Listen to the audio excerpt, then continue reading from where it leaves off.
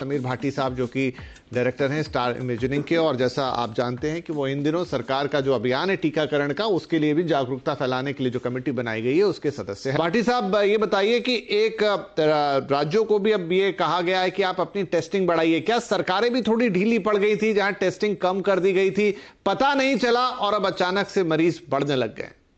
देखिए, जिस तरह से अभी आप बात भी कर रहे थे कि हम पिछले साल से इन सब चीज़ों के ऊपर बात कर भी रहे हैं, और अगर हम पहले का भी ट्रेंड देखें अपना, अगर सितंबर से भी अगर अपना ट्रेंड उठा ले, तो हमेशा जब इस तरह की भीड़ भाड़ और ऐसी गैदरिंग वगैरह हुई है, उसके बाद सडन ये वाला स्पाइक हुआ है। पर अगर हम बात करें तो फिलहाल अभी 6 राज्यों के अंदर ही केसेस एकदम बढ़े हैं। तो उसका रूट कॉज क्या निकल के आ रहा है सामने, उसमें भी डिफरेंट जगह पे डिफरेंट चीज़ें हैं कि केरला या महाराष्ट्र की भी बात करें, महाराष्ट्र का भी डॉक्टर ठक्कर ने तो खैर बताया, ये बिल्कुल डॉक्टर ठक्कर भी शुरू से इन सब चीजों पे एम्फेसिस कर ही रहे हैं। अभी इसमें देखने वाली बात जो आपने टेस्टिंग के लिए पूछी, तो टेस्टिंग को लेकर कुछ चीजें देखिए, कहीं पर तो ये है कि आपका जो ट्रैवलिंग वाला सबसे ज्यादा एक ट्रैवलिंग में माना जाता है कि कई बार स्प्रेड होता है। फॉर एग्जांपल अभी अगर हमारे 6 राज्यों के अंदर है, पहले भी अगर हम शुरुआती दिनों में भी देखें तो केरला से शुरुआत हुई थी, है ना। अभी अगर 6 राज्यों में है, अगर अभी एकदम से प्रोएक्टिवली बहुत सारे स्टेप्स नहीं लिए गए जो आप टेस्टिंग की बात कर रहे हैं, तो फिर काफ़ी हद तक इसको कंट्रोल करना मुश्किल होगा।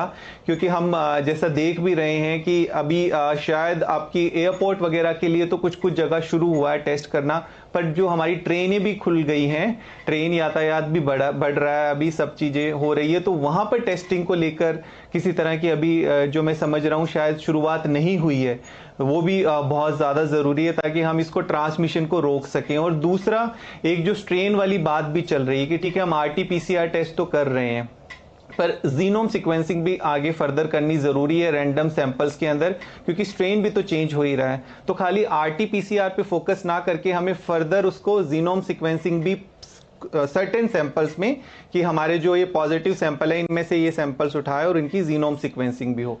तो थोड़ी स्ट्रेटजीज हमेशा चेंज करते रहने की आवश्यकता है।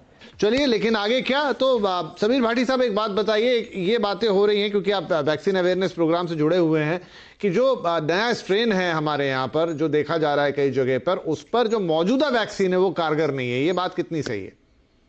देखिए, अभी तक तो वैक्सीनेशन ड्राइव शुरू हुई है, अभी फर्स्ट वैक्सीन की डोज लगी है, उसके बाद अभी सेकेंड डोज कुछ लोगों को लगी है, फिर इसके बाद एंटीबॉडी टेस्ट होगा, चेक किया जाएगा। तो अभी इसके ऊपर कुछ कहना तो थोड़ा जल्दी होगा, तो अभी इसके ऊपर तो कुछ कमेंट अभी नहीं कर सकते है, पहली बात। और दूसरी बात, अभी एक आपने इसमें एक चीज़ और पूछी कि अदर स्टेट की और दिल्ली में जो अभी हम बात कर रहे थे पॉजिटिविटी रेट की, कि सडन दिल्ली में तो काफ़ी सारे इस तरह की रैलीज भी हुई हैं और भी सब हुई हैं, पर फिर भी केसेस इस तरह से स्पाइक नहीं किए हैं। उसका एक कारण ये भी है, जो हमारा सीरो सर्वेलेंस हुआ था, सीरो सर्वेलेंस में देखा गया था कि जो केरला है, केरला के अंदर लगभग 10% के करीब जो है सीरो सर्वेलेंस की रिपोर्ट आई थी, और दिल्ली के अंदर लगभग 56% सीरो सर्वेलेंस की नहीं, लेकिन इसमें भी एक इंपॉर्टेंट सवाल है जो मैं डॉक्टर ठक्कर से लेता हूं। बड़ा अच्छा पॉइंट उठाया आपने भाटी साहब। तो डॉक्टर ठक्कर, ये बात तो ब्राजील में भी हुई थी, वहां तो 70% 75% आबादी जो थी उसी तरीके सर्वे में उनके अंदर एंटीबॉडीज थी, लेकिन वहां पर फिर से थर्ड वेव आई और ब्राजील सफर कर रहा है इस वक्त। तो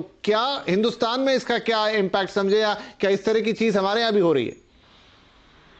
भाई, ब्राजील में जो म्यूटेशन हुआ वो बड़ा बुरा म्यूटेशन हुआ, जिससे वायरस बहुत स्ट्रांग होके रेस्पिरेटरी सिस्टम को अटैक करने में बहुत कामयाब रहा।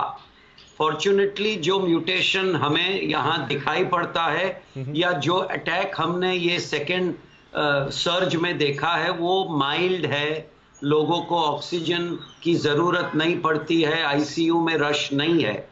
मगर ये म्यूटेशन कब घूम के वापस सीवियर हो सकता है वो कोई कह नहीं सकता। इसके लिए प्रिकॉशन लेने बहुत ज़रूरी है। अगर आपका टर्न आता है वैक्सीनेशन के लिए, ज़रूर ले लीजिए। वैक्सीनेशन में दुविधा मत रखिए। वैक्सीनेशन आपको किसी भी प्रतिशत मदद करेगा।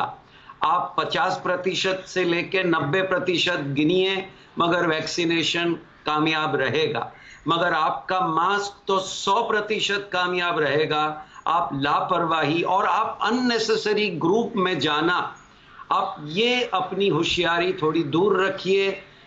आपको अभी भी डिस्टेंसिंग रखना है, काम के बिना लोगों को मिलना नहीं है, और वो सोशल बबल को रखिए, क्योंकि ये वायरस बहुत सियाना है और कभी भी आपको धोखा दे सकता है।